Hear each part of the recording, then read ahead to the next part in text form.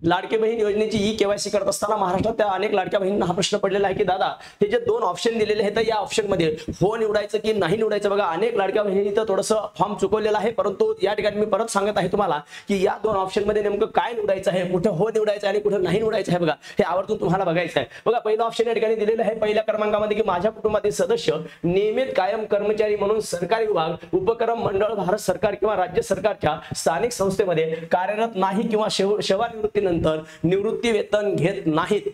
अगदी बरोबर आहे, म्हणजे आपल्या घरातलं कोणीच या ठिकाणी नोकरीला नाहीये असं या ठिकाणी विचारलेलं आहे, तर या ठिकाणी तुम्ही होय करायचं आहे। होय बघा पहिल्या ठिकाणी तुम्ही पहिल्या ऑप्शनला काय करायचं आहे, होय करायचं आहे। इथं नाही करायचं नाहीये, कारण त्यांनी काय विचारले की आपल्या घरातलं कोणी सर्व्हिसला नाहीत का, मग नाहीत का, मग या नाहीत या शब्दामुळे होय झाला। अनेक लाडक्या बहिणींनी नाही केलं तर नाही करायचं नाही, तिथं होय करायचं आहे। आणि दुसरं बघा काय सांगितलेलं आहे दुसऱ्या याच्यामध्ये माझ्या कुटुंबातील केवळ एक विवाहित व एक अविवाहित महिला योजनेचा लाभ घेत आहे। अगदी बरोबर आहे, कारण सरकारने सांगितलेलं होतं की एका कुटुंबातील 2च महिला पात्र असू शकतात, म्हणून अशा वेळेस तुम्ही या ठिकाणी पण काय करायचं आहे बघा होय करायचं आहे। कारण जर तुमच्या कुटुंबातल्या 2च महिला या ठिकाणी लाभ घेत असतील तर हो करा, आणि जर तुमच्या राशन कार्डवरती बघा तुमचं जे राशन कार्ड आहे त्या राशन कार्डवरच्या जर 3 महिला लाभ घेत असतील तर तुम्हाला इथं होय करता येणार नाही।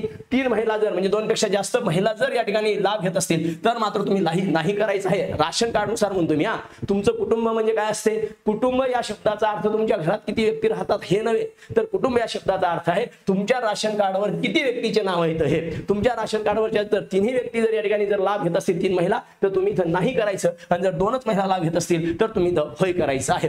हा व्हिडिओ जास्तीत जास्त लाडक्या बहिणींपर्यंत पोहोचवा। व्हिडिओ आवडल्यास लाईक करा, चॅनलला सबस्क्राईब करा, आणि अत्यंत महत्त्वाचा हा व्हिडिओ मी तुमच्यासाठी खास करून बनवलेला आहे, तर या व्हिडिओला जास्तीत जास्त शेअर करा। आता सगळ्या लाडक्या बहिणींचा संभ्रम दूर झाला असेल अशी अपेक्षा करतो। थँक्यू, धन्यवाद।